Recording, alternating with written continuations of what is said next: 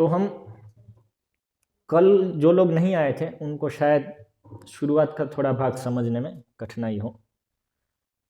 मैं मोटा टॉपिक थोड़ा सा रिपीट करूंगा जो मेन पॉइंट था कल। तो वैदिक संस्कृति का प्रारंभ कब हुआ, इस विषय को लेने के लिए हम दो चीज देखे थे। पहले तो सभ्यता का अर्थ क्या होता है, और दूसरा फिर समय का अर्थ क्या होता है, वो आ जाने वाला है।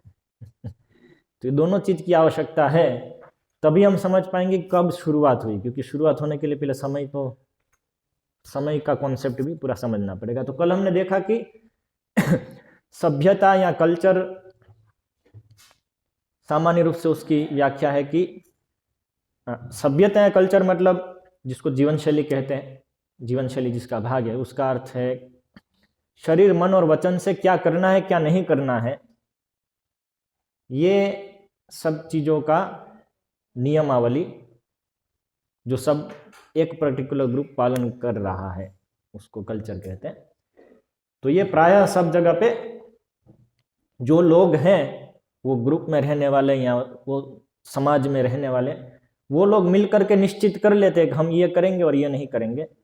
और इसलिए ये अलग अलग समाज में अलग अलग कल्चर होता है, अलग अलग जीवन शैली आप प्राप्त करते हैं, शरीर मन वचन से वो लोग क्या करते हैं इत्यादि सब। और उसी प्रकार से अलग अलग जगह पे भी अलग अलग होता है, और समय में भी वो परिवर्तित होता है समय के कारण। तो ये हमने देखा था, क्योंकि लोग परिवर्तित होते हैं, परिस्थिति परिवर्तित होती है, इसलिए सभ्यता की नियमावली भी परिवर्तित होती है। फिर हमने देखा था कि कैसे इसी विश्लेषण से, इसी एनालिसिस से मॉडर्न स्कॉलर्स जो है सब यूनिवर्सिटी इत्यादि में, हिस्टोरियंस और सोशियोलॉजिस्ट्स और साइंटिस्ट्स, तो वो लोग वैदिक सभ्यता का भी इसी प्रकार से विश्लेषण करते हैं, और उसमें भी यही पाते हैं कि ये तो बदलती रह रही है, जिसको भारतीय सभ्यता कहते हैं। भारत में रहने वाले लोग क्या पालन करते थे, तो समय में भी वो बदला है, अलग अलग स्थान पे भी वो अलग अलग है। तो इस तरह से इसका भी विश्लेषण करके वो लोग ये निष्कर्ष पे आते हैं कि जैसे सभी कल्चर है, अमेरिकन कल्चर, अफ्रीकन कल्चर इत्यादि, उसी प्रकार से इंडियन कल्चर है। और इंडियन कल्चर में एक समय था जब वेद करके कुछ था, वो उस समय के लोग जो पालन करते थे उसको कुछ पुस्तकों में लिखा गया जिसको बोलते हैं वेद, और इसलिए उसको वैदिक कल्चर बोलते हैं। फिर बाद में उसमें मॉडिफिकेशन हुआ तो पुराणिक कल्चर आया, बाद में उसमें मॉडिफिकेशन हुआ तो धर्मशास्त्र कल्चर आया, क्योंकि हमेशा मॉडिफिकेशन की जरूरत रहती है, चेंज की जरूरत रहती है, परिवर्तन की जरूरत रहती है। तो इस तरह से वो लोग विश्लेषण करते हैं। और इस विषय का हमने खंडन किया था। प्रस्ताव यह था कि बाकी सब सभ्यताओं पे ये विश्लेषण लागू होता है, क्योंकि बाकी सब सभ्यताएं उस समाज में रहने वाले लोगों ने मिल करके निश्चित किया है कि हम लोग ये पालन करेंगे, ये नहीं करेंगे, इसलिए वो सब नियम वहां पे लागू होते हैं, ये विश्लेषण लागू होता है। किंतु वैदिक सभ्यता जो है उसमें ये विश्लेषण लागू नहीं होता है, क्योंकि इसके नियम, हम क्या करेंगे और क्या नहीं करेंगे, हमको क्या करना है क्या नहीं करना है शरीर मन वचन से, ये जो सब है वो जो लोग इसमें रहते हैं वो लोग निश्चित नहीं करते हैं, अपितु ये निश्चित करते हैं वैदिक ग्रंथ। इसलिए ऐसा नहीं है कि जो लोग रहते थे उसमें जिस प्रकार की जीवन शैली थी उसको लिपिबद्ध कर दिया तो उसको वेद बोल दिया, ऐसा नहीं है। अपितु वेद में जो लिपिबद्ध है, जो वेद में ऑलरेडी है, उसके अनुसार लोग अपना जीवन को जीते थे। उल्टा है यहां। इस विषय को हमने कल अलग अलग पूर्व पक्ष और उसका उत्तर दे करके, पूर्व पक्ष मतलब विरोधी पक्ष, वो लोग जो बोल रहे हैं, और यहाँ पे हम उसका उत्तर दे रहे हैं। तो इस तरह से इसके पूरे कन्वर्सेशन से काफ़ी सारे पॉइंट्स उसमें खंडन किए थे, वो हम अभी रिपीट नहीं करेंगे। और ये इस सेमिनार का मुख्य हेतु भी नहीं है उसको खंडन कैसे करना है। जिसको खंडन ज़्यादा विस्तार में चाहिए तो हम बहुत लंबी चर्चा कर सकते हैं इस विषय में, क्योंकि इसको खंडन करने के लिए बहुत ही फंडामेंटल कॉन्सेप्ट्स जो है सब, उसको तोड़ना पड़ता है। तो कल कई कॉन्सेप्ट्स तोड़े थे, तो उसको हम रिपीट नहीं करेंगे, जिसको चाहिए वो कल का लेक्चर सुन सकते हैं। उसमें लास्ट चीज जो आई थी चर्चा में, वो पॉइंट था कि यदि वेद नित्य है, पॉइंट यह स्थापित हुआ था कि वेद जो है, शास्त्र जो है, वो नित्य रूप से है, ये कभी बने नहीं है, और इसलिए इसका पालन भी नित्य रूप से हो रहा है। इसलिए जो वैदिक सभ्यता भी है वो भी नित्य रूप से है।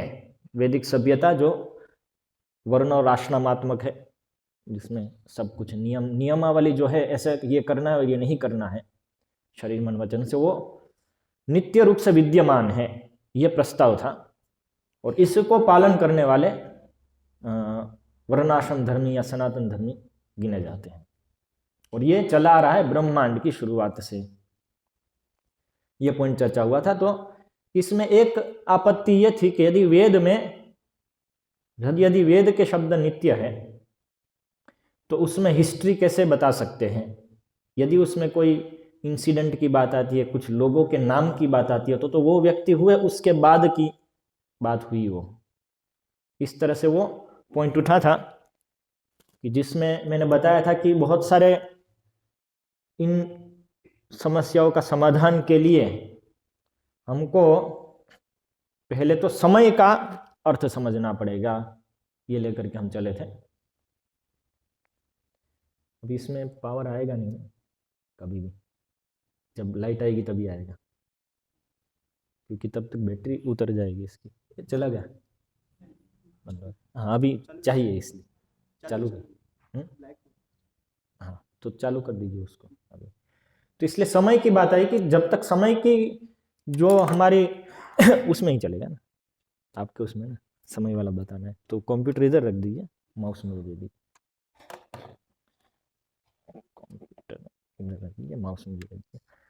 तो समय की जब तक हमारा कॉन्सेप्ट है, आधुनिक कॉन्सेप्ट और वैदिक कॉन्सेप्ट, उसमें भेद है, बड़ा अंतर है, वो जब तक स्पष्ट नहीं होगा तब तक हम समझ नहीं पाएंगे कि किस प्रकार से वेद में ऐसी चीजें भी दी जा सकती है। जो दो प्रश्न थे ना, एक तो ये और दूसरा कि वेद में पुराणों का बात बताया है, पुराणों में वेदों का बात बताया है, वेद में धर्मशास्त्र की बात, धर्मशास्त्र में वेदों की बात बताया, सबका नाम आता है, एक दूसरे में एक दूसरे का नाम आता है। यदि एक दूसरे के बाद आ रहे हैं तो कैसे आ सकता है? ये एक बड़ी समस्या उन लोगों के लिए है, इसलिए उसका डेट फिक्स करना कठिन रहता है उनको, लगभग असंभव है। जो कि ये डायरेक्टली बताता है कि नित्य है, तभी तो सब एक साथ विद्यमान है, तभी तो होगा, सिंपल लॉजिक से, लेकिन वो तो स्वीकार नहीं कर सकते। तो ऐसा हो कैसे सकता है, उसके बारे में भी हम समय की गणना से समझ में आएगा। क्या हुआ? ये बहुत ही महत्वपूर्ण फंडामेंटल है, इसके बिना आप हिस्ट्री समझ नहीं सकते हैं, इसके बिना वेद शास्त्र आपको हिस्ट्री लगेगा ही नहीं। तो यहाँ पे आप देख सकते हैं महाविष्णु, तो अभी एरो दिख रहा है सबको? बड़ा कर देते हैं इसको, एरो को सेटिंग से बड़ा करते हैं कि चलेगा? दिख रहा है सबको एरो? तो ये 4 युग की साइकिल दिखा रहे हैं हम, इसमें हम यहाँ पे हैं सतयुग, कलयुग में। ये ग्रे वाला कलयुग है, ये 4 युग की साइकिल है। तो पीला वाला सतयुग सबसे लंबा, फिर त्रेता युग हरा वाला, दिख रहा है? दिख रहा है? ब्लू वाला है वो द्वापर युग, और ये ग्रे वाला कलयुग। तो अभी हम यहाँ पे हैं, ये जगह पे। कहाँ है? यहाँ पे। छोड़िए, कुछ करना नहीं है, यहाँ पे है। समझ में आ गया? कुछ करने जाएंगे तो गड़बड़ होगी।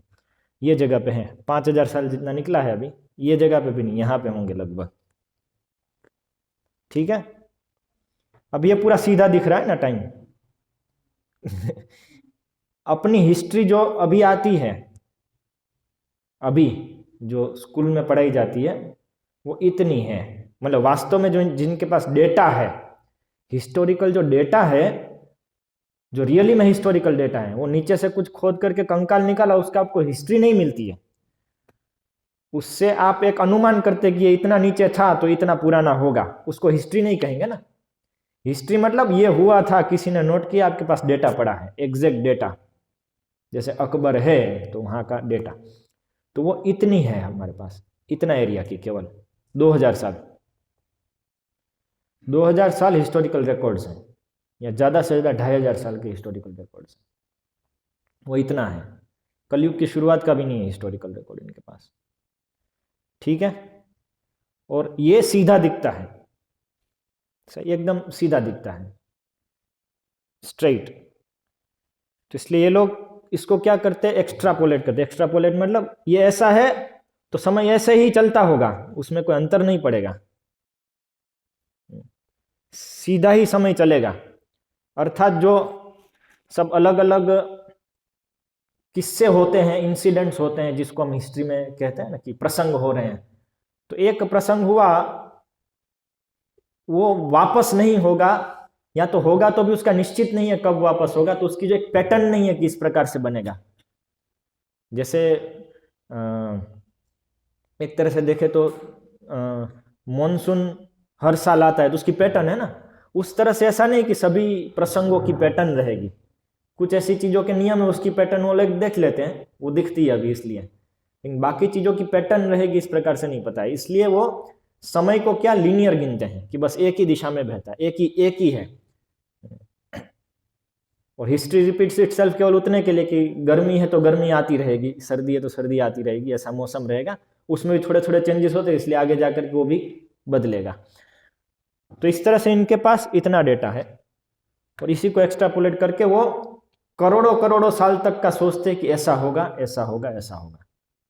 ये वैज्ञानिक पद्धति है, आधुनिक वैज्ञानिक पद्धति, जिसमें आपके पास डेटा इतना सा होता है और उसको आप उससे अनुमान लगाते हैं उससे करोड़ से भी ज्यादा गुना। जैसे जो लोग साइंस पढ़ रहे हैं उनको पता होगा साइंटिफिक मेथड में ये जो यूनिवर्सल ग्रेविटेशनल कांस्टेंट बताते हैं, G equal to F equal to Gm1m2/r², तो जो बड़ा G जो है 6.6 × 10⁻⁻11 वाला, उसको यूनिवर्सल बोलते हैं। तो यूनिवर्स में कितनी जगह पे जाके चेक किया, केवल यहीं पे पृथ्वी पे भी सब जगह पे नहीं किया होगा, तो एक्सपेरिमेंट्स नहीं है। मैंने एक फिजिसिस्ट को ये प्रश्न पूछा जाकर के, कितनी जगह पे यूनिवर्स में चेक किया, क्योंकि आप सब जगह पे वो लगाते हो, वो ब्लैक मैटर भी है, उसको देखने के लिए भी सोचते हो कि भाई ये इतना तो मैटर सफिशिएंट नहीं होगा ग्रेविटेशनल से पकड़ने के लिए, तो इसलिए दूसरा ब्लैक मैटर। मैंने बोला कि ऐसा क्यों नहीं सोच सकते उधर जी की वैल्यू अलग होगी, वो क्यों आप स्पेकुलेट कर रहे हो कि इतना दूर तक जो गैलेक्सी है उसमें आपकी जी की वैल्यू एक ही रहेगी जो यहाँ पे। तो बोले इससे आगे नहीं तो विज्ञान आगे नहीं बढ़ेगा। मेरे जैसा आगे बढ़ने का मतलब क्या है? तो ये एक बड़ी त्रुटि है, क्योंकि हम लिमिटेड है, इसलिए कितना हम देख सकते। तो यही पद्धति यहाँ पे भी उपयोग होती है सब जगह पे। आधुनिक विज्ञान और आधुनिक हिस्टोरी सब मेजरली अनुमान के ऊपर आधारित रहते हैं, ऐसा है तो ऐसा ही होगा ना अभी, क्योंकि बहुत ही लिमिटेड है, प्रत्यक्ष तो बहुत लिमिटेड है, बहुत ही उसको आप सब कुछ देख परख नहीं सकते हैं हमेशा। तो ये यहाँ तक का है उनके पास डेटा। तो ये हम यहाँ पे हैं, अभी हम धीरे धीरे अपनी दृष्टि बड़ी करते हैं। तो जैसे दृष्टि बड़ी करते हैं तो अभी हमारे पास है ये 4 युग की साइकिल आ गई पूरी, कि हम यहाँ पे हैं, यहाँ से हमारा वाला ये साइकिल शुरू हुई थी। सतयुग, त्रेता युग, द्वापर युग, यहाँ पे भगवान श्री कृष्ण आए, उसके बाद कलयुग शुरू हुआ परीक्षित महाराज के मृत्यु होने पे, और उसके बाद हम कलयुग में यहाँ पे हैं अभी, और ये और आगे बढ़ेगा और समाप्त होगा, फिर दूसरा सतयुग शुरू होगा, ठीक है, फिर ये साइकिल में आ जाएगा। ऐसा करके चलती रहती है समय की। ये साइकिल का अर्थ क्या है यहाँ पे? ये समय की गणना गिनी है, ये स्केल्ड मॉडल है, समय की गणना है इसमें। तो समय इस तरह से जा रहा है, इतने साल इतने साल इतने साल। तो ये सर्कल क्यों है, साइकिल क्यों बोलते हैं इसको? क्योंकि अभी वापस सतयुग शुरू हो गया, तो सतयुग के जो सभी प्रसंग हो रहे थे वो प्रसंग सभी अभी वापस शुरू होना है, शुरू होंगे। समझ रहे हैं? वही प्रसंग अपने आप को रिपीट करते हैं, इसलिए बोलते हैं साइक्लिक टाइम। बाकी टाइम की आप गिनती तो सीधी कर सकते हैं कि इतना ब्रह्मा जी के शुरुआत से इतना टाइम हुआ, तो आप बोलेंगे तो सीधा हो गया। सीधा नहीं, क्योंकि इसमें जो प्रसंग है सब हिस्ट्री के, जो इतिहास के जो प्रसंग है वो सब रिपीट होते हैं। इसलिए यहां पे हमारे पास स्मार्टफोन है अभी, सही, ठीक है। उसके बाद जब वापस आगे आगे जाएंगे तो यहां पे वापस स्मार्टफोन आएगा। और ऐसा नहीं है कि नया है ये स्मार्टफोन, यहां पे भी था, ठीक है, पीछे, और यहां पे भी था पीछे, ठीक है, और यहां पे भी पीछे था। और ये भगवान राम वाली साइकिल, यहां पे इस त्रेता युग में भगवान राम आए थे। 24, 25, 26, 27 और ये 28वां चतुर्युग, और इसमें भगवान श्री कृष्ण आए। यहाँ पे भी स्मार्टफोन है, और नेक्स्ट में भी स्मार्टफोन होगा। यहाँ पे भगवान श्री कृष्ण नहीं आएंगे, श्याम रंग में कोई और आएंगे, द्वापर भगवान श्याम। फिर यहाँ पे भी स्मार्टफोन होगा। तो कहने का तात्पर्य है कि ये जो सब चल रहा है, इंग्लिश में कहते हैं ना हिस्ट्री रिपीट्स इटसेल्फ, तो ये है, ये चक्कर में समय चलता है। तो उसके कारण आप देख रहे हैं कि ये बड़ा पिक्चर है। आप जो अभी देख रहे हैं वही चीज, ऐसा नहीं है कि एक्स्ट्रापोलेट करके आप जाएंगे तो वहीं मिलेगा आपको, घूम करके वापस आता है। ये चक्कर में जो टाइम चलता है ये बहुत ही तर्क संगत है। हम प्रकृति में इसी को तो देखते हैं। पहला चक्कर है दिन रात का, सही, दिन होता है रात होती है, दिन होता है रात होती है, एक ही चीज प्रसंग, सूर्योदय सूर्यास्त, सूर्योदय सूर्यास्त, ये जो प्रसंग है वो रिपीट होता रहता है, ठीक है, मतलब केवल यही देखे तो। और फिर यही साल, ये एक सीजन साल में रिपीट होती है, तो साल में 6 सीजन आती है यहां पे। तो साल के बाद वहीं वापस शुरू होता है, वहीं वापस शुरू होता है, वहीं वापस शुरू होता है, रिपीट रिपीट रिपीट रिपीट, चक्कर में घूम रहा है। तो ऐसे ही ये सब चक्कर में घूमता है। आप कोई भी चीज देख लीजिए प्रकृति में, चक्कर रहता है उसमें हमेशा, इस तरह से प्रसंग रिपीट होते हैं।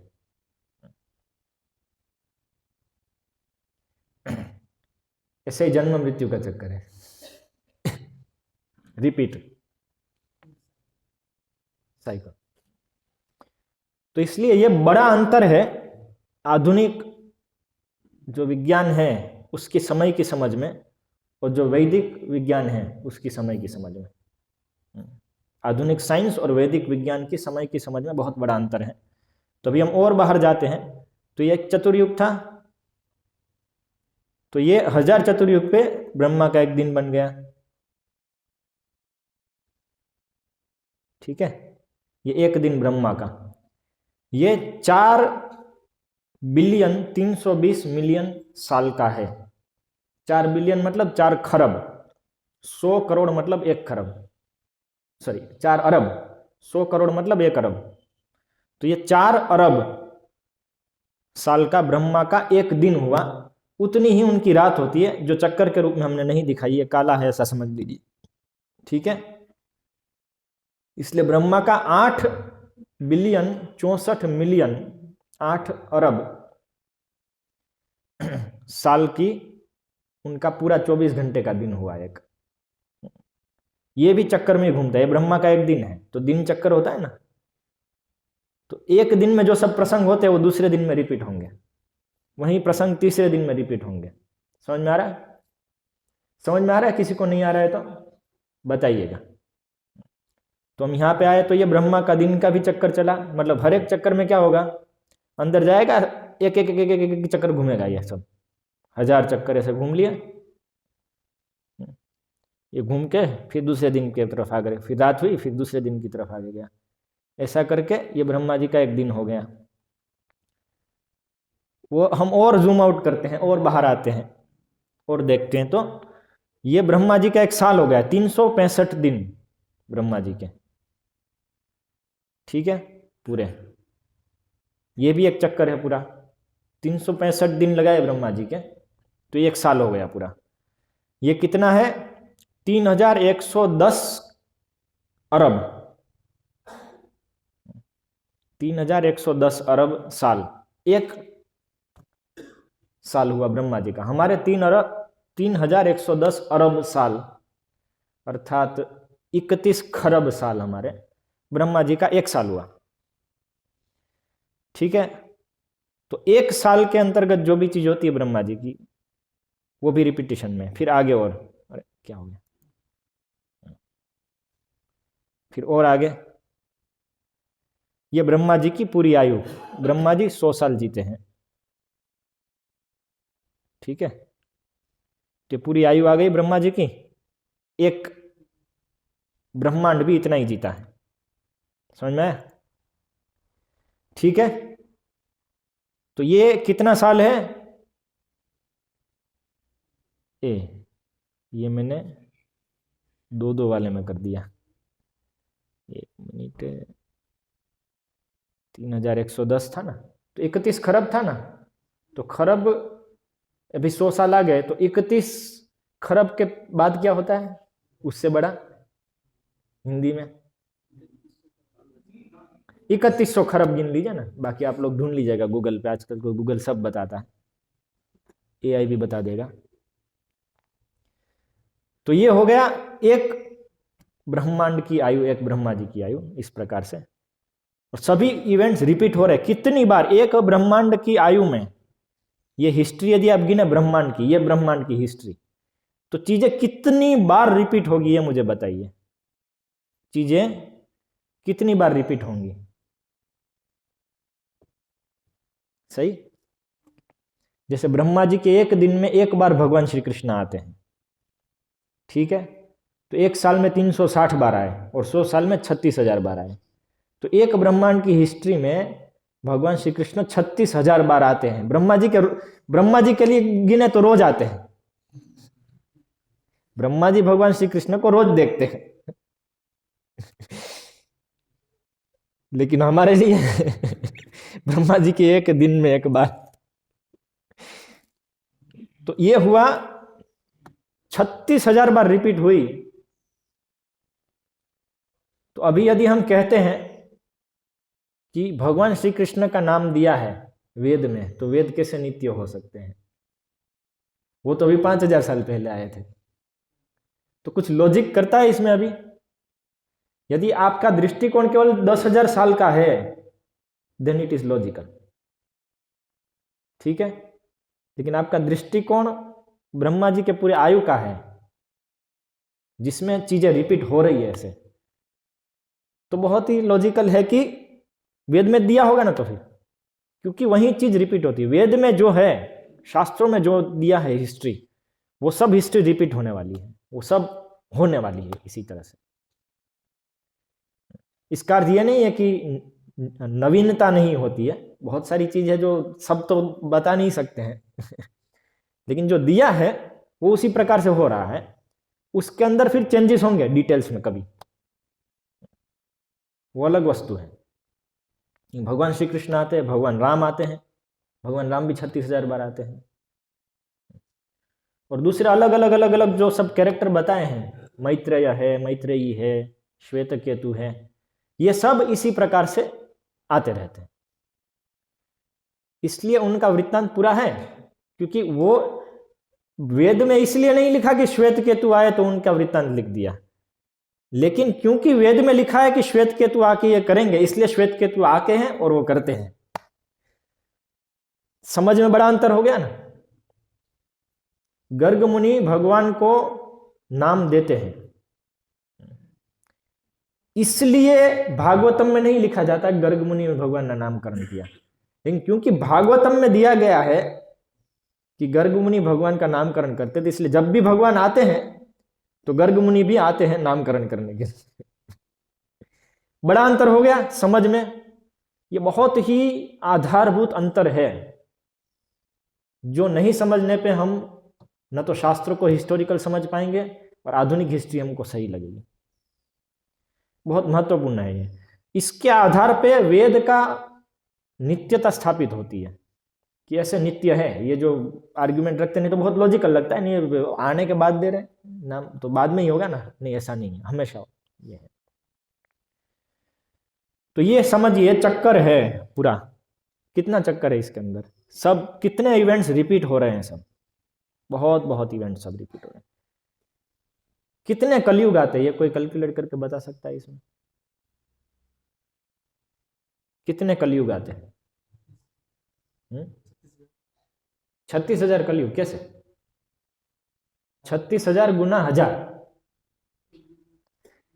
क्योंकि 36,000 बाद तो भगवान श्री कृष्ण आते हैं, 1000 साइकिल में एक बार आते हैं, तो 36,000 गुना 1000 मतलब 36 मिलियन, 3,60,00,000 कलयुग आते हैं एक ब्रह्मांड के लाइफ टाइम में।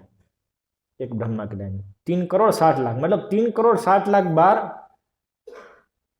यहां पे जो पुरुष है लंबे बाल रख के घूमे होंगे, समझे? तो जब भागवतम में देते हैं 12वें स्कंद में कि कलयुग का वर्णन देते हैं, तो उसमें कोई आश्चर्य की बात नहीं है, क्योंकि ये तो 3,60,00,000 साल की भी बात नहीं, हम अभी और बाहर जाके देखेंगे, ये तो एक यूनिवर्स के एक जीवन की ही बात हुई।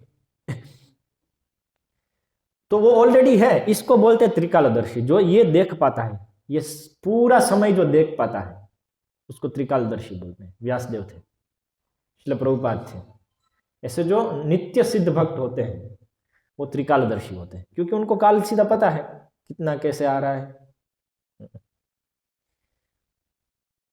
तो ये हम यहां पे देखते हैं। तो इसलिए वेदों में यदि सब बताया गया है फ्यूचर, तो उसमें आश्चर्य की बात नहीं, 1000 बार हो चुका है, इसलिए दिख रहा है उसमें, क्योंकि चीजें उस प्रकार से हो रही है ना कि वेद उस प्रकार से बोल रहे हैं जो हो रहा है।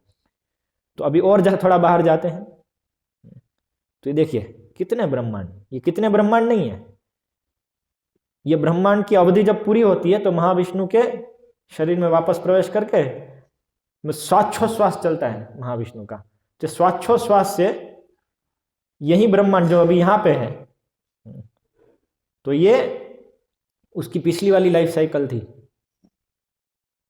पहली, दूसरी, तीसरी, और अभी ये चौथा है या पांचवा है, छठा है, जो भी है। भूतवा भूतवा प्रलीयते, बार बार आता है, बार बार जाता है। और ये कितना समय चलता है, इसकी साइकिल क्या है?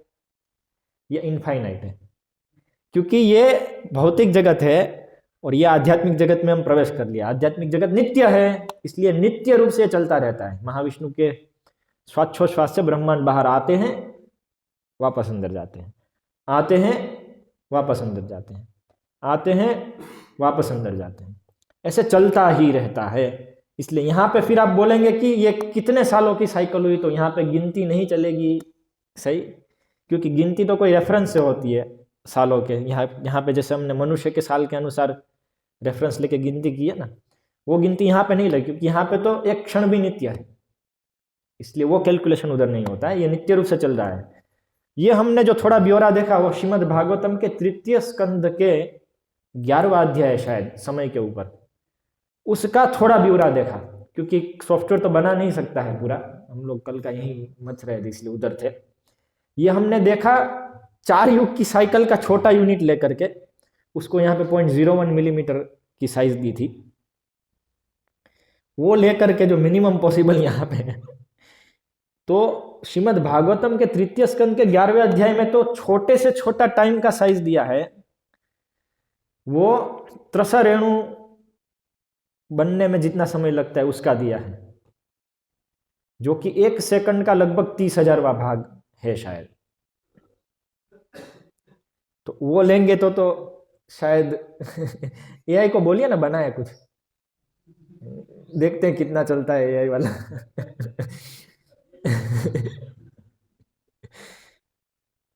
तो वहां से लेकर के यहां तक पूरा समय है जो नित्य समय के साथ कनेक्ट हो गया।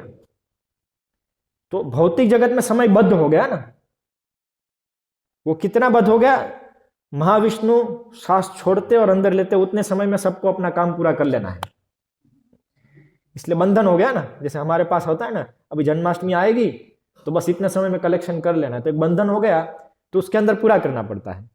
यदि कोई बंधन नहीं है तो खुला है नित्य रूप से। तो उसी प्रकार से यहाँ पे भी बंधन हो गया, महाविष्णु के श्वास से वो बंधन हो गया वो समय का। इसलिए जो समय है वो भगवान के द्वारा बद्ध है, भगवान समय के द्वारा नहीं। ये पहला पॉइंट है। और वो जो भगवान के द्वारा बद्ध समय आया एक यूनिवर्स के अंदर, एक ब्रह्मांड के अंदर, उसके अंदर फिर बाकी सब चक्र घूम रहे हैं। तो वेद जो है, शास्त्र जो है, वो ब्रह्मांड के अंदर से नहीं आ रहे हैं, वो इधर से है, नित्य जगत से है। इसलिए शास्त्र नित्य है, क्योंकि और शास्त्र में ये सब बताया गया है ना कि ये नित्य रूप से ऐसा आ रहा है। यदि नित्य शास्त्र अंदर बने होते बता ही कैसे पाते। ये तो जिसकी नित्य दृष्टि है, जगत दृष्टि जो नित्य है जिसकी, वही बता पाएंगे। इसलिए वो है, वो वेद है, शास्त्र है, तो यहीं से आ रहे हैं। तो ये पूरा भौतिक जगत का एक ब्रह्मांड का हम ये लाइफ साइकिल देखते हैं, और लाइफ के अंदर बार बार कितनी बार तो ये आउट हो चुका है, और अभी यहाँ पे है, और आगे चलता रहेगा इसका। और ये एक ब्रह्मांड नहीं है, ऐसे अनंत कोटि ब्रह्मांड है। ठीक है। और ये है भौतिक जगत, जो नित्य जगत का एक बहुत ही छोटा भाग है। तो वेद नित्य जगत से आ रहे हैं। तो इसको तो अभी जूम आउट जूम इन हो नहीं सकता है, इसलिए उसको छोड़ देंगे। इसके अंदर जूम इन करके थोड़ा देखते हैं। अरे कहाँ गए, कहाँ गए? हाँ, कि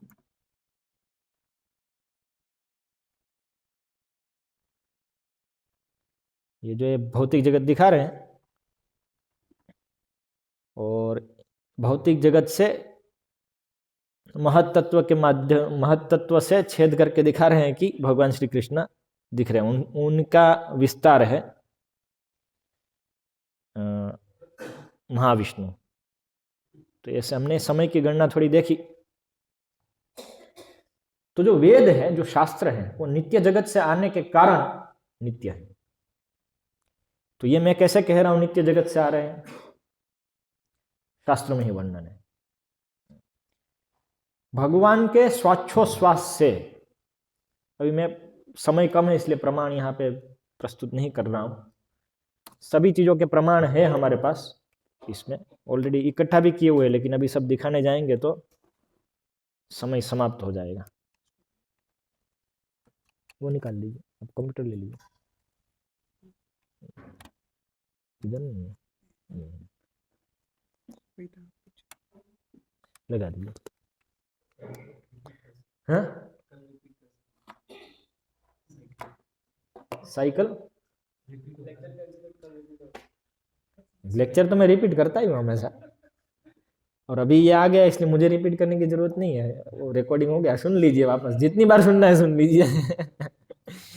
और यदि देखो, सिंपल वस्तु है, भगवान श्री कृष्ण ने द्रौपदी की मदद की, कुंती की मदद नहीं की, क्योंकि कुंती महारानी के पास और कोई कुंती की मदद, सॉरी क्या था, हाँ, कुंती की मदद नहीं की, द्रौपदी की, क्योंकि द्रौपदी के पास कोई था नहीं मदद करने के लिए, और कुंती के पास तो उनके पुत्र थे। तो ऐसे ही जिनके पास अभी रिकॉर्डिंग कर रहे हो, तो आपके पास रिकॉर्डिंग है तो फिर प्रवचन नहीं होगा वापस। सही, गुरु 10 बार बताएगा, यदि शिष्य रिकॉर्डिंग करके नहीं सुनता है तो सिंपल वस्तु है ना, दोनों सी शास्त्र में कैसे चलेगी? तो इसलिए आपके पास बहुत बढ़िया अभी साधन है। देखो, आधुनिकता का लाभ तो है इतना, इसलिए आप ले लो। ठीक है, मजाक था।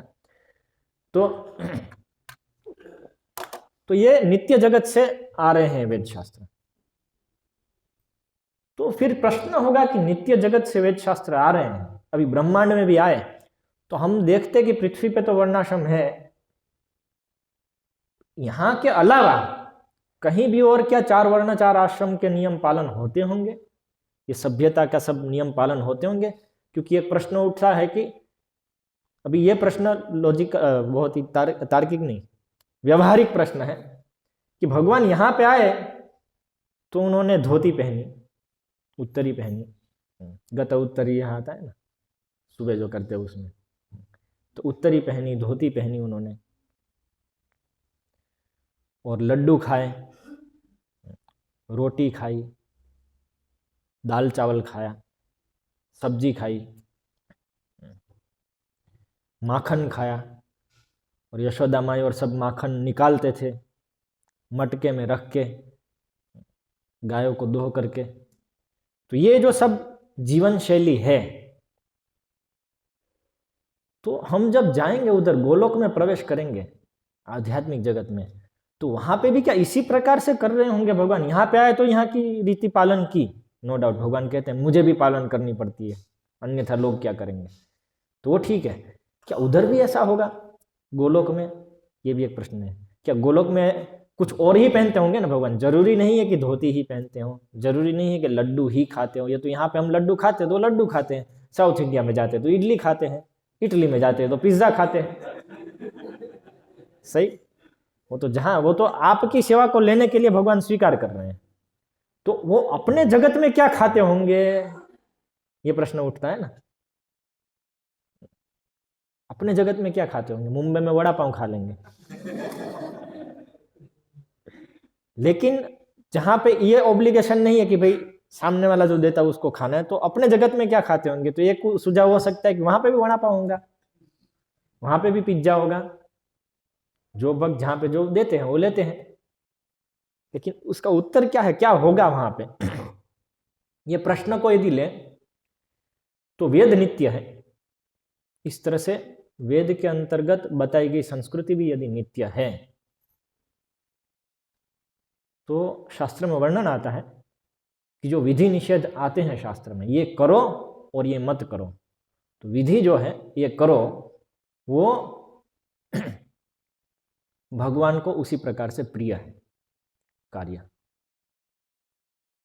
भगवान को प्रसन्न करने वाला है, उनको उसी प्रकार से प्रिय है, इसलिए उसको विधि के रूप में बताया गया है। क्योंकि हमको भगवान की सेवा प्रिय नहीं है, इसलिए हमको करना पड़ता है, वो ऐसा हो सकता है, तो विधि रूप में है।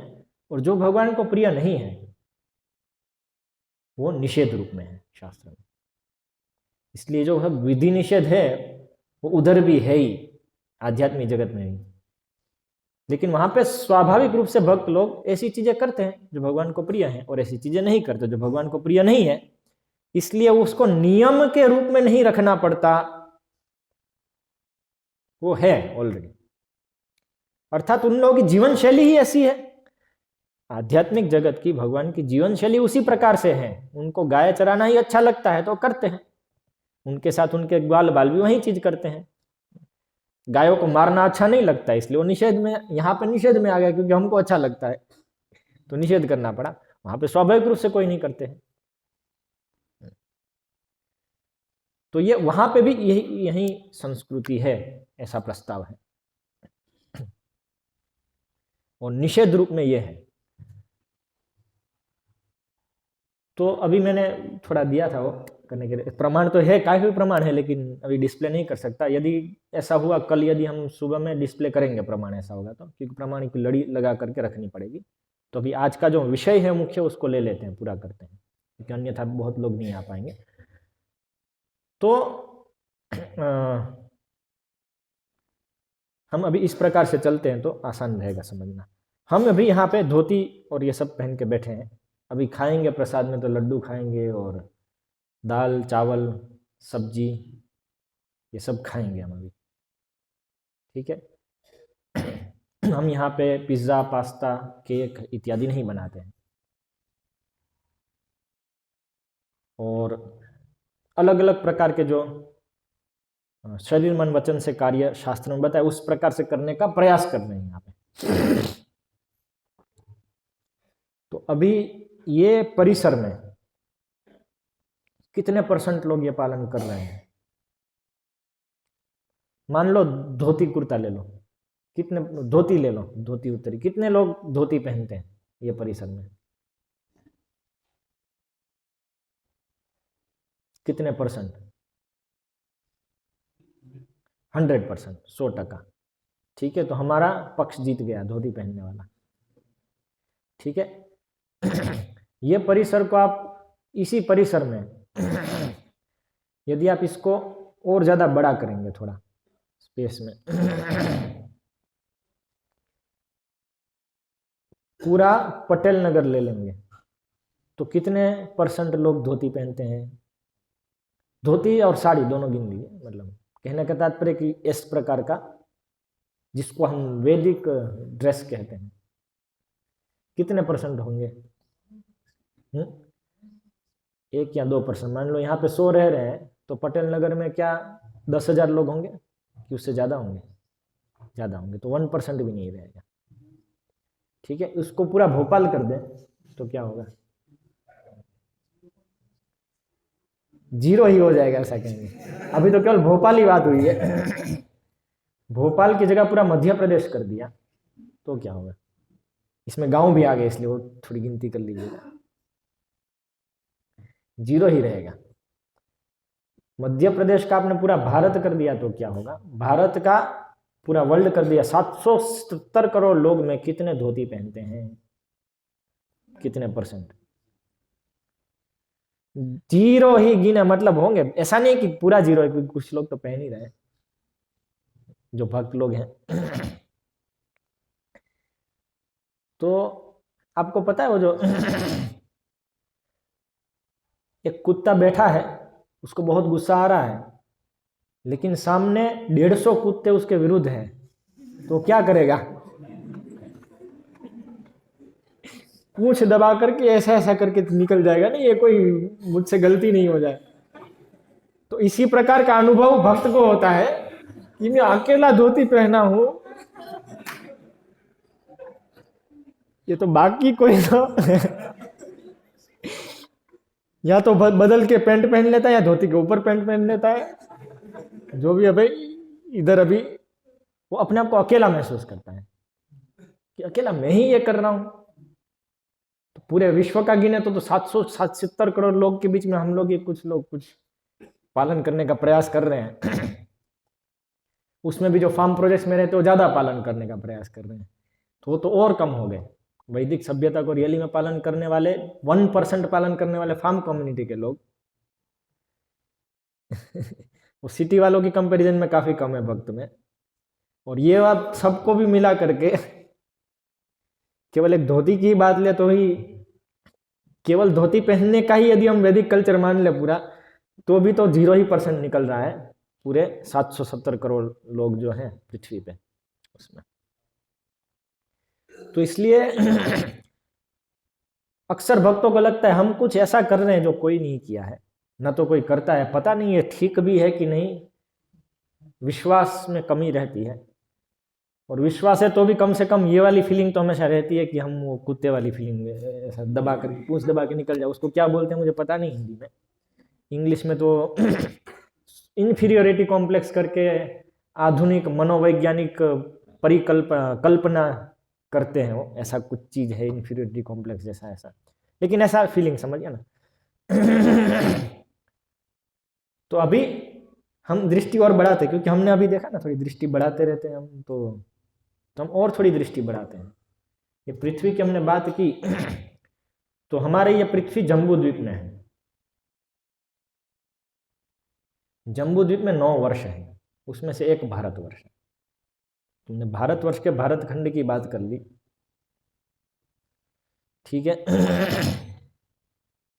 अभी 9 वर्ष का वर्णन देखिए आप, जम्बू द्वीप के 9 वर्ष का वर्णन। श्रीमद् भागवतम पंचम स्कंद खोलिए, पढ़ लीजिए उसके ये भाग। जम्बू द्वीप का वर्णन एक अध्याय में है। वहां पे लोग क्या खाते हैं, पीते हैं, क्या पहनते हैं, अर्थात किन आधारों पे जीवन जीते हैं, जीवन शैली कैसी है, तो उसमें आपको वर्ण विभाजन प्राप्त होगा। वर्णाश्रम वैदिक धर्म, यज्ञ करते हैं, भगवान की पूजा करते हैं। भगवान की पूजा इस प्रकार से करते हैं, ये लोग ये अवतार की पूजा करते हैं, ये लोग ये अवतार की पूजा करते हैं, ऐसा करके पूरा वर्णन है उधर। तो जम्बू द्वीप का पॉपुलेशन कितनी होगी? 770 करोड़, उसके सामने 0% भी नहीं होगा। और वो लोग सब ऐसा जीवन जीते हैं। तो थोड़ा दृष्टिकोण बड़ा किया तो ये 0 हो गया। आधुनिक लोग जो पैंट शर्ट पहन करके जीते वो 0 हो गया, ऑलमोस्ट 0 उधर। ज्यादातर हमारे जैसा जी रहे उस प्रकार के जीते हैं। हाँ। इसलिए उसको इमेजिन करने के लिए जम्बू द्वीप को, अभी मैराथन चल रही है, भागवतम सेट नहीं है तो भागवतम सेट खरीदिए, उसका पंचम स्कंद में जाइए और जम्बू द्वीप का अध्याय पढ़िए, ठीक है। उसको मैं इमेजिन नहीं करवाऊंगा यहाँ पे ठीक है। भारतवर्ष अर्थात ये पृथ्वी जम्बू द्वीप का एक छोटा भाग है, जहां पे हम जा नहीं सकते हैं बिना पुण्य कर्म के। बाहर चार्ट लगा हुआ है, गोलोक चार्ट, वहां पे 7 द्वीप, उसमें जम्बू द्वीप, उसमें पृथ्वी और सब उधर दिया हुआ है, उधर आप पढ़ सकते हैं अच्छे से। और वो केवल चार्ट ही मत पढ़िए, वो चार्ट मैं ऑफर देता हूं, भागवतम खरीदिए इधर से, चार्ट फ्री में मिलेगा घर पे, आज जो खरीदा होगा उसके लिए, ठीक है। पैसे मुझसे ले लेना चार्ट के।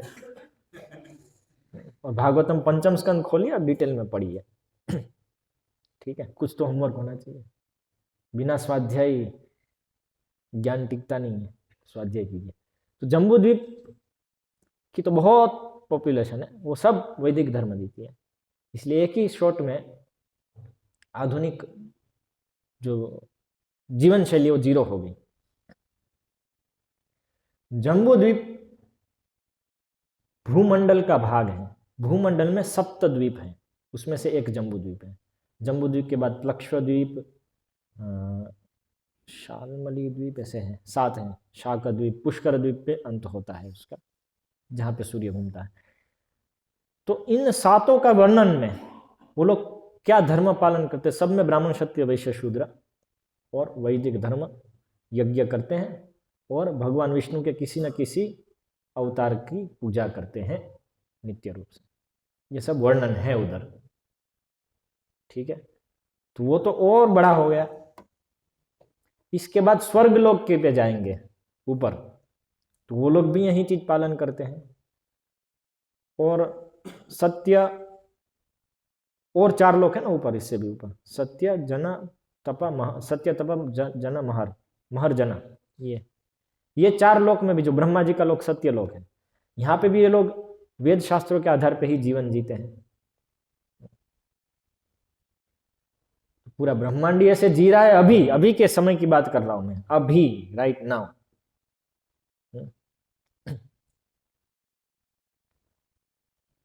और इस जगह पे, यहां पे जहां हम बैठे हैं अभी, इस पृथ्वी पे, आप 5000 साल पीछे जाइए तो लोग जंगल में नहीं थे, जैसा हम कल देखें। 5000 साल पीछे जाएंगे तो पैंट शर्ट सब गायब हो जाएंगे, वापस धोती आ जाएगी। पूरी पृथ्वी पे सब लोग यही पहनते थे, चाहे आप रशिया में जाएं, अफ्रीका में जाएं, सब कपड़े लपेटते थे, सिले हुए पैंट शर्ट करके नहीं पहनते थे। 5000 साल पूर्व जाइए बस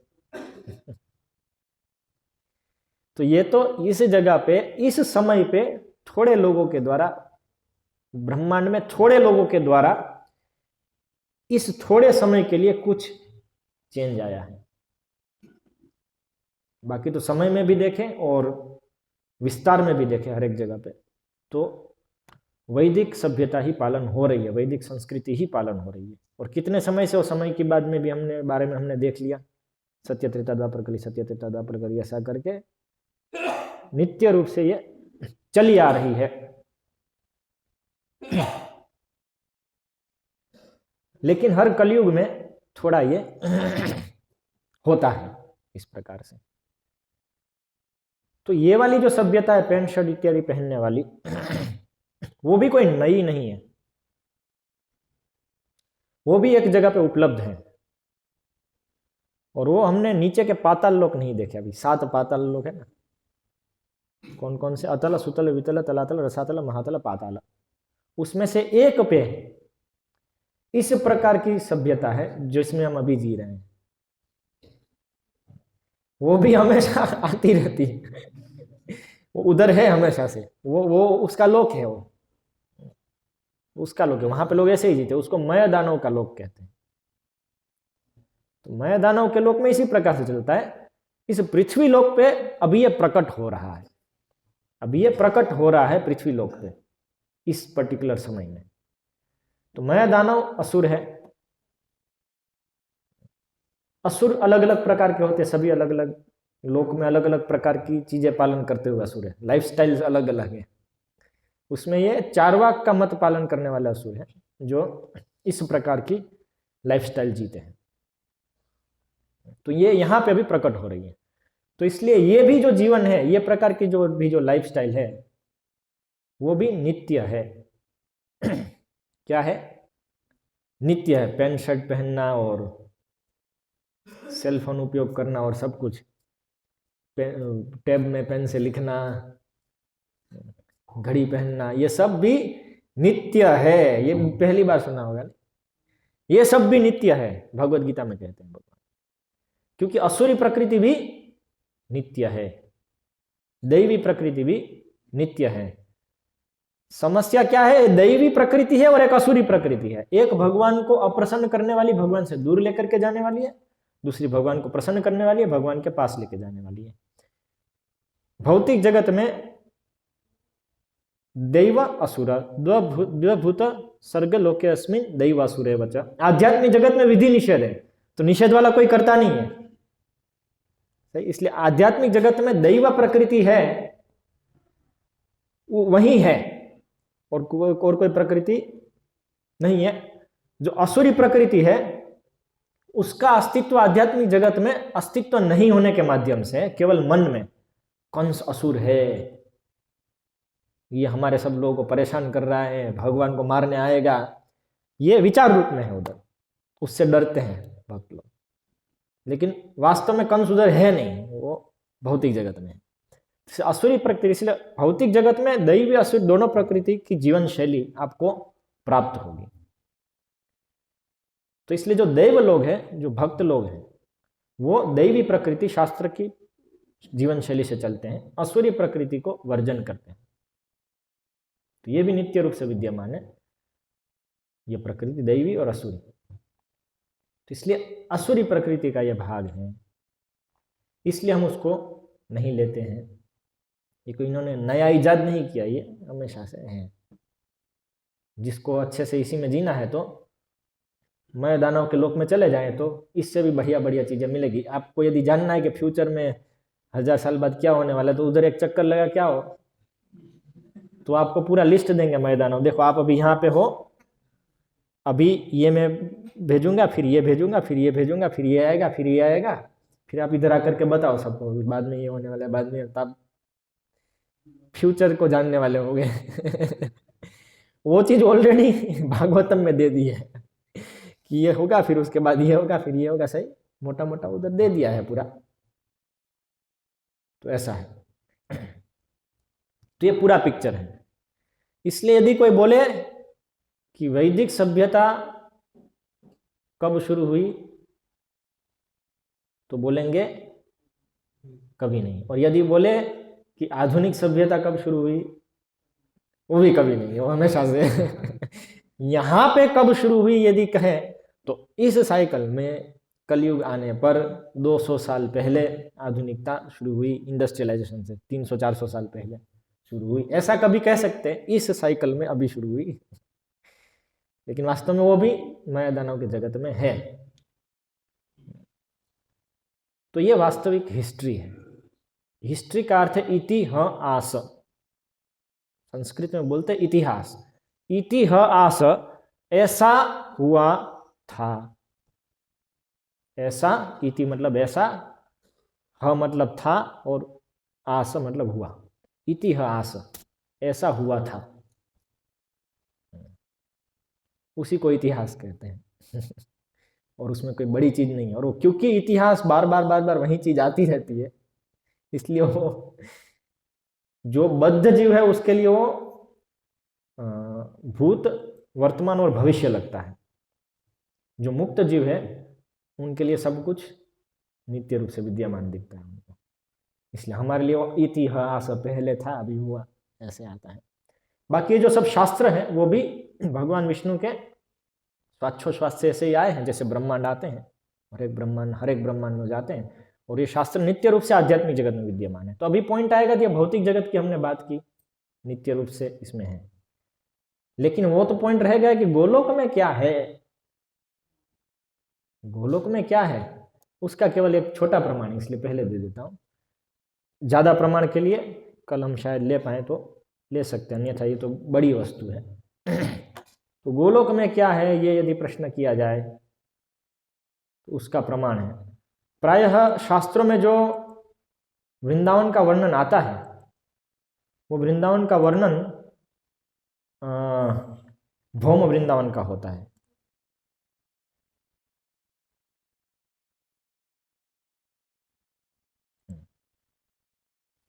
चालू कर सकते हैं।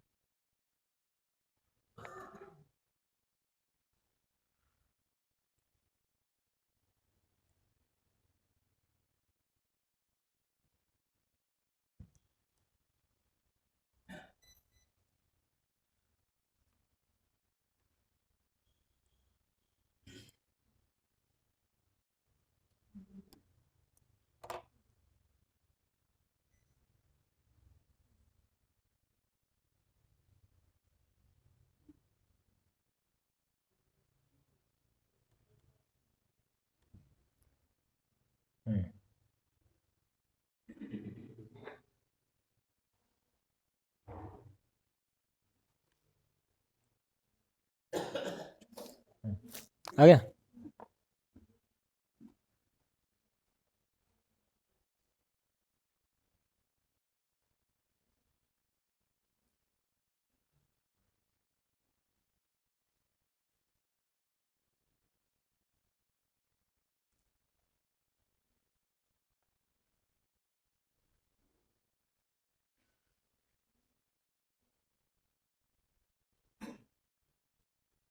तस्मिन् अखिल देवता नाम, अभी ये बृहद भागवतामृत है। नहीं आया अभी तक।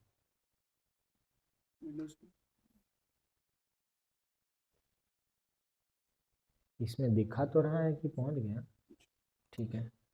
क्या डुप्लीकेट किया मैंने? क्या है डुप्लीकेट?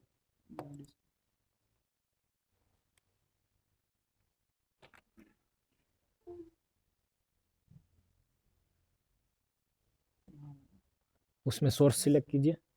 ये बृहद भागवतामृत है। बृहद भागवतामृत में वैकुंठ जगत का भी वर्णन आता है और गोलोक का भी वर्णन आता है। और गोलोक के अंदर क्या क्या चल रहा है, जो गोप कुमार है वो इस भौम वृंदावन में पूरी साधना करते हैं, अच्छे से नारद मुनि ने बताया उस प्रकार से हरि नाम संकीर्तन करके, और फिर उनकी सिद्धि होती है और उनको विमान आता है लेने के लिए, और वो विमान वैकुंठ जगत से होता हुआ, सब जगत दिखाता हुआ, वैकुंठ जगत पूरा अलग अलग प्रकार से, अयोध्या से होता हुआ, द्वारकापुरी से होता हुआ गोलोक वृंदावन में प्रवेश करता है, गोलोक में प्रवेश करता है, जहां पे मथुरा और वृंदावन है। तो जब प्रवेश करते हैं गोप कुमार,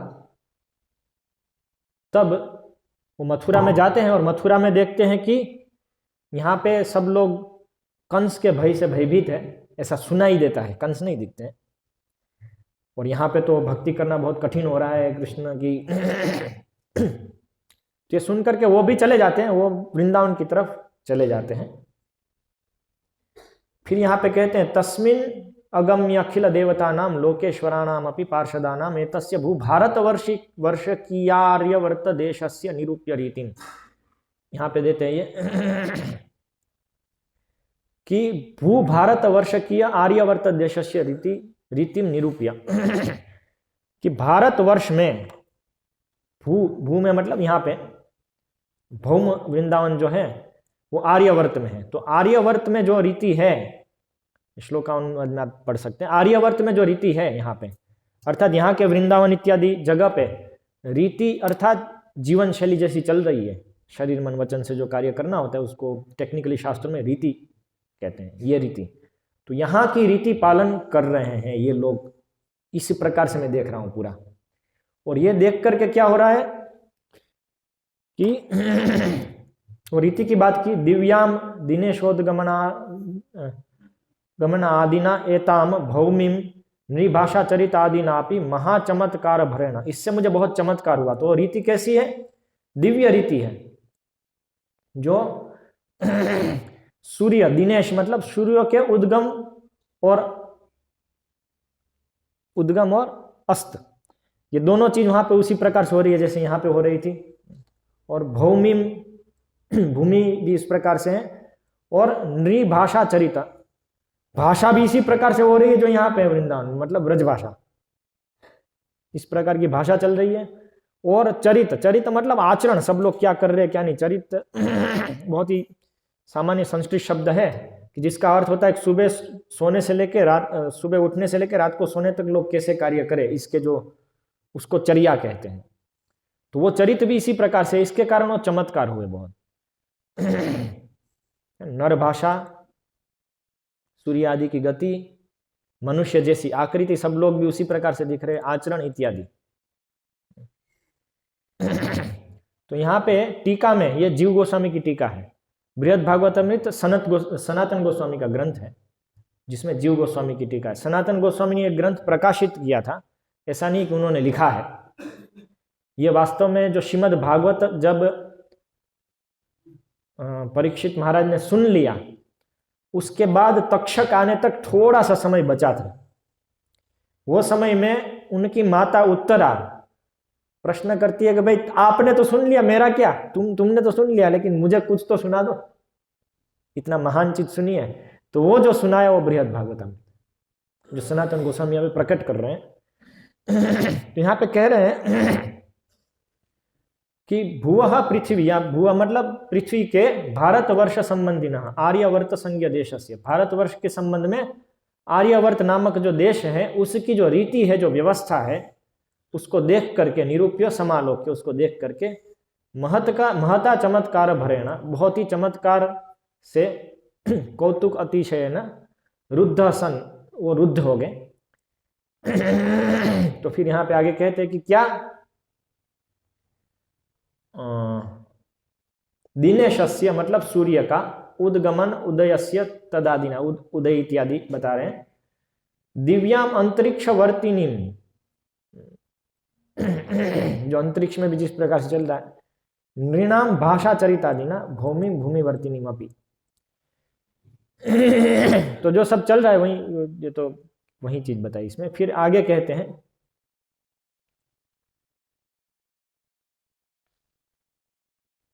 ठीक है, अभी हम इसमें और प्रमाण कर लेंगे। ये जो बताया कि वो इसी प्रकार से चल रहा है, ये यहाँ पे बताया, आगे दो जगह पे इसी चीज को रिपीट करते हैं। और जब यहाँ की लीलाएं वर्णन होती है इसमें, तो जो भूमि पे यहाँ पे सब शास्त्र के नियम है वेद के, उसी प्रकार की चीजें वहां पे हो रही है।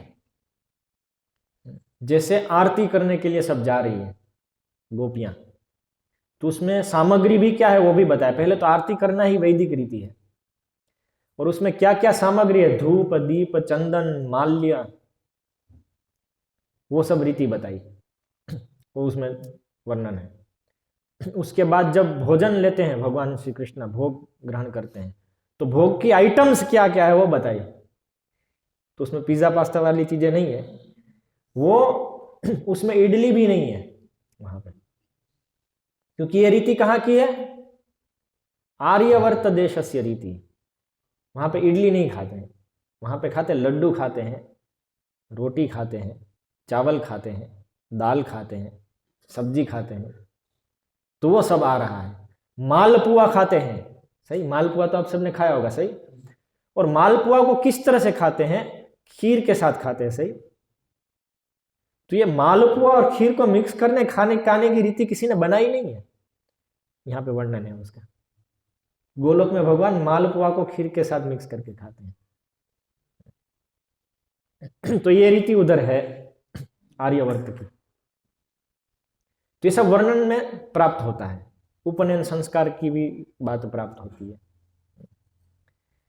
तो वर्णन में प्राप्त हो गया, मतलब गोलोक में इस प्रकार से चल रहा है। जो बात हुई थी कि वहां पे क्या कर रहे, तो ये नित्य है कि नहीं है। तो अभी कोई बोलेगा तो फिर इडली नित्य नहीं है क्या, सही। वैकुंठ में जाइए, द्रविड़ देश की जो रीति है, ये आर्यवर्त देश की रीति थी ना। शास्त्र में वो द्रविड़ देश बताया गया है, श्रीरंगम, तिरुपति इत्यादि।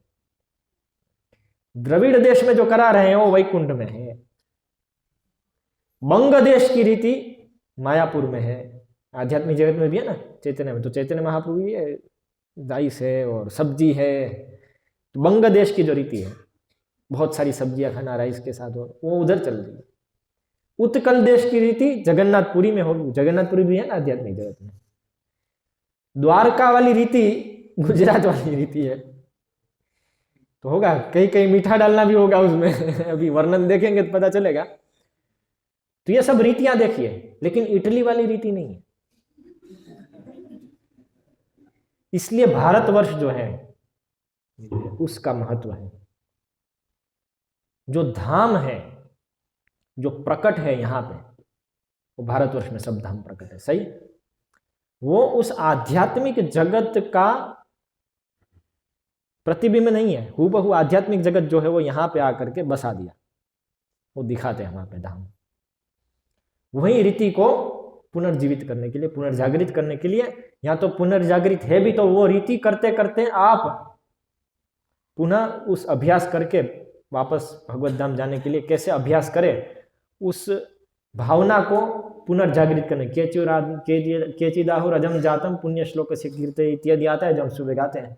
उसमें एक आता है ना कि लेकिन वास्तविक एक कारण, महत्वपूर्ण कारण जो बताते हैं कि आप अपने भक्तों को भक्ति में उत्साह देने के लिए आते हैं। वो जो भक्ति की रीति है, नवविधा भक्ति, उसको पुनर्जीवित करने के लिए आते हैं। पुनर्जीवित मतलब उसमें उत्साह और पूरा कनेक्शन हो जाए इससे। तो ये अलग अलग जो विशेष, ये जो भारत खंड है उसका ये विशेषता हमेशा से रही है। गंगा, यमुना इत्यादि जो सब नदियां हैं, ये सब जो है उस जगत का विस्तार यहाँ पे दिया है। जो अभी हम बोलते हैं ना गोवर्धन पूजा पे, निज निकट निवास देहि गोवर्धनत्वम, क्या आप है गोवर्धन, आपके निकट मुझे निवास दीजिए। अभी हम बोलते हैं कि यही तो अभी ये वृंदावन है, इसको देख लो, और उधर भी वही है। तो बोलेंगे यहाँ पे तो प्रभु जी बहुत सारे रोड हैं, बड़ी बड़ी बिल्डिंग है, सही। तो शास्त्र में जब पढ़ते हैं कि यहाँ का वृंदावन और उधर का वृंदावन में कोई भेद नहीं है, तो हम सोचेंगे कि वहां पे भी तो रोड होंगे, सही। यहाँ पे रोड है तो उधर भी होंगे ना। यहाँ पे वृंदावन में सब कुछ, आज तो जो भी सब कुछ है वो उधर होगा, फिर ऐसा नहीं है। अभी क्या है, अभी भी वृंदावन में वो सब कुछ नहीं है। वृंदावन के ऊपर दिखता है, लेकिन वो अलग लेयर में है। हमें डिजाइनिंग की भाषा में वो अलग लेयर है।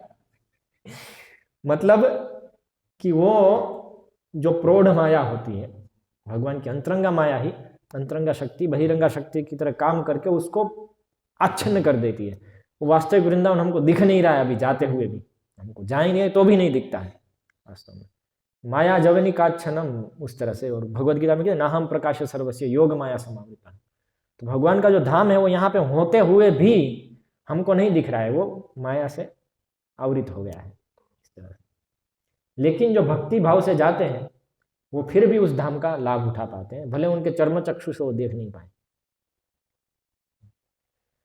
तो इसलिए वो जो है वो तो ओरिजिनल अभी भी इधर भी ऐसे ही है, लेकिन वो आवृत हो चुका है। और वो जो ओरिजिनल है वही गोलोक वृंदावन का प्रतिरूप है। इसलिए भारतवर्ष का महत्व है इतना, यहाँ पे सभी धाम प्रकट हुए। यहाँ पे अलग अलग जो उत्कल देश, द्रविड़ देश, गुर्जर देश, मध्य देश, आर्यवर्त, ब्रह्मावर्त, बंग देश, ये सब मिला करके पूरा भारत हो रहा है।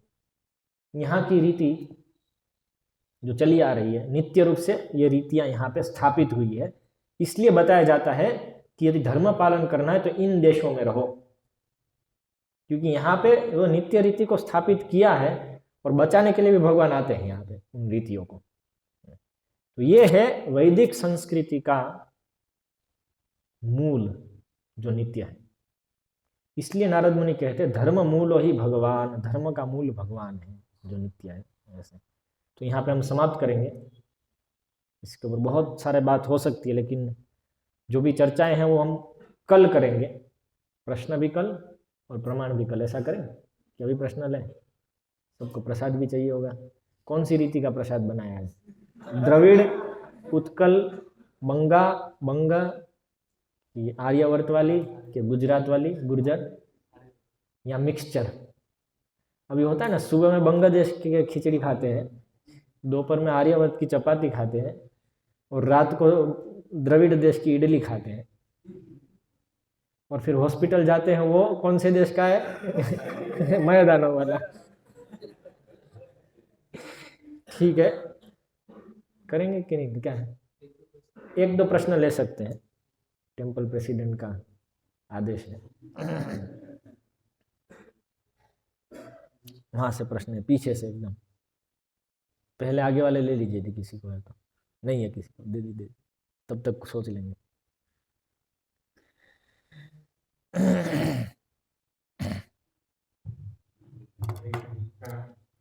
जैसे आपने बताया कि जब गोकुमार जाते हैं तो बताते हैं कि वहाँ सूर्य अंतरिक्ष प्रकाश न तद भाषयते सूर्यो न शशांको न पावकः।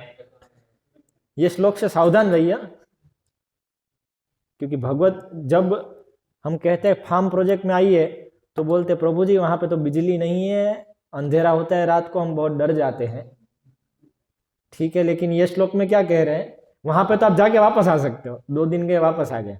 भगवत धाम गए तो क्या होगा, वहां पे तो ना तो सूर्य है, न तो चंद्र है, न तो बिजली है। वहां पे बिजली नहीं, और फिर क्या बोले, तो वहां जाके आपको पता चले बिजली नहीं, भाई मेरा तो यहाँ नहीं चलेगा, तो वापस भी नहीं आ सकते हैं।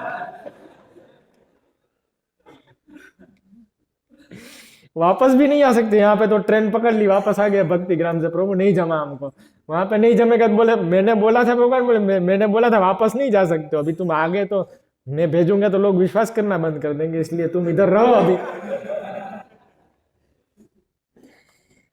तो ये मजाक था, लेकिन वो श्लोक का जो अर्थ है उसको यदि हम सही से नहीं समझेंगे तो ऐसा मजाक ही बन जाएगा उसका। वहां पे बात है कि वहां पे जो उजाला करने के लिए सूर्य की आवश्यकता नहीं है, न तद भासयते, भासयते मतलब उजाला करना, न तो चंद्र की आवश्यकता है उजाला करने के लिए, प्रकाश करने के लिए, प्रकाश स्वयं प्रकाशित है सब, इसलिए प्रकाश अपने आप हो जाता है, ये यहां पे बता रहे हैं। इसका अर्थ यह नहीं है कि वहां पे अंधकार नहीं है, क्योंकि हम सोचेंगे सब स्वयं प्रकाशित तो फिर अंधकार हो कैसे सकता है, तो सब नियमों के अधीन हो गया। वहां पे भगवान ने सबको बल्ब जैसा बना दिया स्वयं प्रकाशित, तो अभी अंधकार हो ही नहीं सकता है, तो चाहिए तब भी नहीं होगा, तो नियम के ऊपर आधारित, तो नियम के ऊपर आधारित नहीं है। कहने का तात्पर्य है कि प्रकाश चाहिए तो हो जाता है, और सूर्य से चाहिए, सूर्य से ही प्रकाश होता है, सूर्य से भी प्रकाश होता है, क्योंकि दिन रात वैसे चल रहा है ना, तो दिन रात है, समय है, सब कुछ है, लेकिन भगवान के अधीन है। जो जो वस्तु जिस जिस लीला में जब जब जिस जिस प्रकार से जिन जिन भक्तों के साथ आवश्यकता पड़ती है, तो योग माया उसी प्रकार से उसका व्यवस्थापन करती है। इसलिए वहां पे सूर्य भी है, चंद्र भी है, अग्नि भी है, दीपक भी जलते हैं, अंधेरा भी होता है, और सब अंधेरे की लीलाएं भी होती है, अष्टकालीय लीला होती है, तो मतलब काल है, क्योंकि अष्टकाल की लीलाएं हुई तो 4 प्रहर दिन के, 4 प्रहर रात के, तो दिन होती है रात होती है, सूरज ऐसे से ऐसे भी जाता है, सब है, लेकिन जब जैसी इच्छा हुई तब वैसे वो परिवर्तन हो जाता है, इस तरह से उसमें। जैसे आपने बताया कि 5000 ईयर्स पहले वैदिक सभ्यता एक तरह से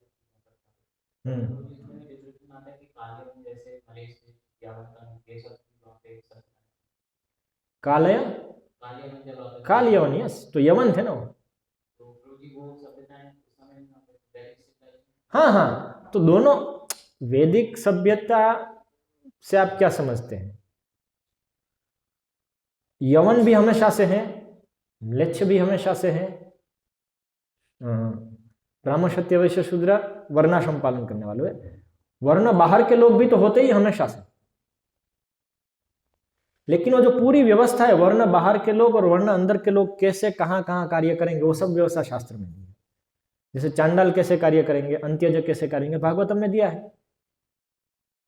कि उनको कैसे करना है। वो जो ये लोग यहाँ पे रह रहे 4 वर्ण के, उनके गांव में आकर के उनको झाड़ू लगाना है। यदि गाय मर जाती हो तो लेकर के जाना है, उसके चमड़े का वो कुछ बनाएंगे और मांस वो खा सकते हैं चमार लोग। ये सब भी शास्त्र में दिया है, तो वो सब भी शास्त्र का पालन कर रहे हैं उस तरह से। लेकिन उनके लिए जो भेद कितना है कि जो ब्राह्मण है उसका सुबह उठने से लेकर के रात को सोने तक एक एक सेकंड शास्त्र की हर एक वाक्य से नियंत्रित है। जितना जितना दूर जाते हैं इससे उतना उतना जीवन कम नियंत्रित होता है, अपने हिसाब से भी चीजें कर सकते इच्छा से, मन से। तो इसलिए जो 4 वर्ण के बाहर है उनकी काफी चीजें, कुछ केवल बताया कि ये आप कर दो, ये आप कर दो शास्त्र के अनुसार, बाकी सब उनके हिसाब से वो लोग कर सकते हैं अपनी इच्छा से। अनैतिक स्त्री संबंध इत्यादि भी कर सकते हैं, उनको कोई समस्या नहीं। तो ऐसे तो इसलिए सब कुछ तो है ही ऐसे, कुछ भी नया नहीं है। यवन लोग भी थे, म्लेच्छ भी थे, लेकिन उनका राज्य नहीं चलता था। सम्राट होते थे और राजा जो सब होते थे वो क्षत्रिय होते थे पूरी पृथ्वी पे। इसलिए बोलते थे कि पृथ्वी पे पूरा राज्य है, ठीक है। उनके राज्य के अंतर्गत होंगे म्लेच्छ भी होंगे, यवन भी होंगे, चंडाल भी होंगे, सब होंगे।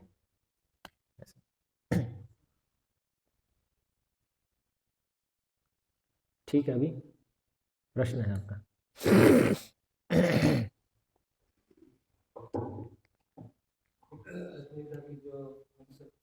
भक्ति करते हैं और बाहर के समाज में जाते हैं तो हमें शर्म लगती है अपने को भक्ति के रूप में दिखाने में। अगर हम जॉब पर जा रहे हैं या कहीं कोचिंग में जा रहे हैं, बिजनेस कर रहे हैं, तो तिलक लगाने में हमको शर्म लगेगी, या फिर जो पहनावा है उसमें हमको शर्म लगती है।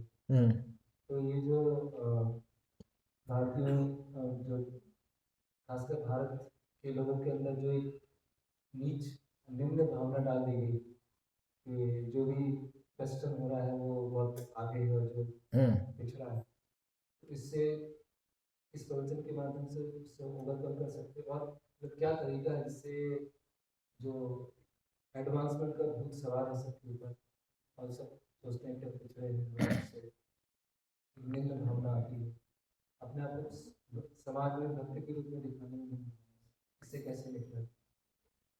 आज थोड़ा बहुत तो आपने सुना। मेरा पहला पॉइंट रहता है, आप जब भक्ति में यदि वास्तव में आते हैं, हृदयांगन करते हैं भक्ति को, तो पहला नियम बना दीजिए अपने दिमाग में, पूरा भर दीजिए कि हमने आज तक जो भी सब कुछ आधुनिक जगत से सीखा वो गलत है, बस खत्म। ये चीज शास्त्र के विरुद्ध आ रही है, आधुनिक जगत की, हाँ तो वो तो आएगी ना, वो तो गलत है, उसमें दूसरा प्रश्न नहीं होना चाहिए। वो पहले डाल दीजिए दिमाग में, ठीक है, कि आधुनिक मतलब सब गड़बड़ करता है, सब असुरी है, इसलिए बेकार है, ऐसा करके गिन लीजिए। पहला पॉइंट ये। दूसरा पॉइंट जो आज का हमने सुना उस प्रकार से कि ये मैं अकेला नहीं हूं, सब लोग ये कर रहे हैं, एक्चुअली में ये तो कुछ लोग ही नहीं कर रहे हैं, ये दूसरा।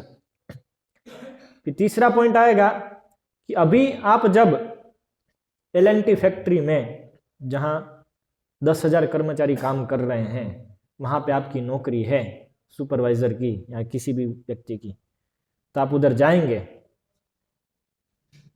तो आपको शर्म आएगी यदि धोती कुर्ता पहनता हूं तो।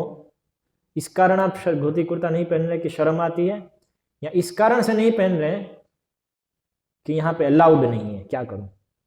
दोनों में बहुत बड़ा अंतर है। दोनों में बहुत बड़ा अंतर है, दोनों विचारधारा में अंतर है ना, दोनों भावना में अंतर है। यदि शर्म आ रही है मतलब हमें लग रहा है कि पता नहीं मैं क्या, वो कुत्ते जैसी बात जो उदाहरण दिया उस प्रकार से। और यदि शर्म नहीं आ रही है लेकिन क्या करूं, यहाँ पे फंसा हुआ हूं, इन लोगों ने मना किया है तो नौकरी तो करनी पड़ेगी, इसलिए घर परिवार है, पालना पड़ेगा, क्या करें। तो इस तरह से यदि आप देख रहे हो उसको कि फिर पहनना पड़ेगा, क्या करूं, तो वो फिर भी ठीक है, वो फिर भी ठीक है। तो उस प्रकार से यदि आपको करना है तो एक सूत्र याद रख लीजिए वक्त आने पे गधे को भी बाप बनाना पड़ता है। इसलिए मैं यहाँ पे ये पैंट शर्ट क्यों पहन रहा हूं?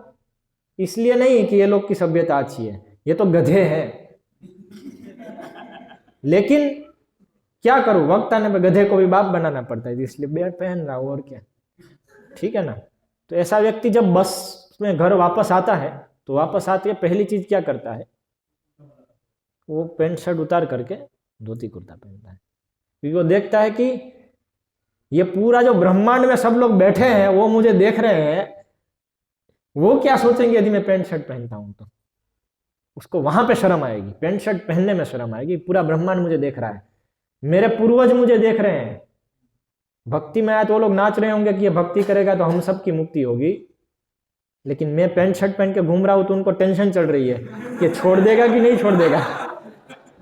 सही, उनको टेंशन चढ़ेगी ना। वो लोग नाच रहे हैं कि अभी हमारी मुक्ति होगी, और ये पैंट शर्ट पहन गया, पता नहीं वापस धोती पहनेगा कि नहीं पहनेगा। तो हमको वो शर्म आनी चाहिए कि वो लोग देख रहे, चलो वापस घर आकर फटाफट धोती कुर्ता पहनना। इसलिए होने चाहिए, काफी जोड़ होनी चाहिए। कई वक्त केवल एक जोड़ रखते हैं।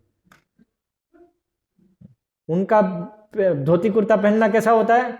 मंदिर में आएंगे, पैंट शर्ट पहन के आएंगे, और बाद में जब एग्जैक्टली जरूरत पड़ती है तब धोती कुर्ता पहनेंगे। जैसे जरूरत समाप्त हुई, मंदिर के अंदर ही वापस पैंट शर्ट पहन लेंगे। तो ये क्या दिखाता है कि धोती कुर्ता पहनने से शर्म आ रही है, पैंट शर्ट पहनने से नहीं। ऐसा व्यक्ति, शर्म वाला व्यक्ति, उसको समस्या होगी। वो पूरा दृढ़ निश्चय नहीं है उसका, वास्तविकता में दृढ़ निश्चय नहीं है।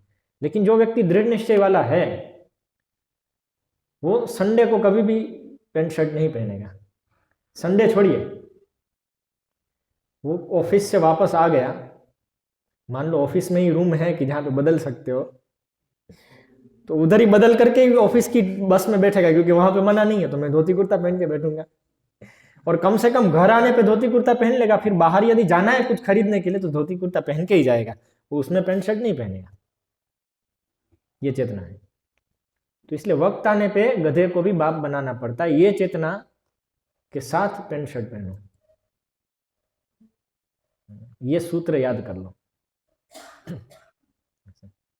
ठीक है, यहाँ पे समाप्त करेंगे। अभी सबके लिए आर्यवर्तीय रीति से बनाया हुआ प्रसाद है। श्रील प्रभुपाद की जय, श्रीमद् भागवतम की जय।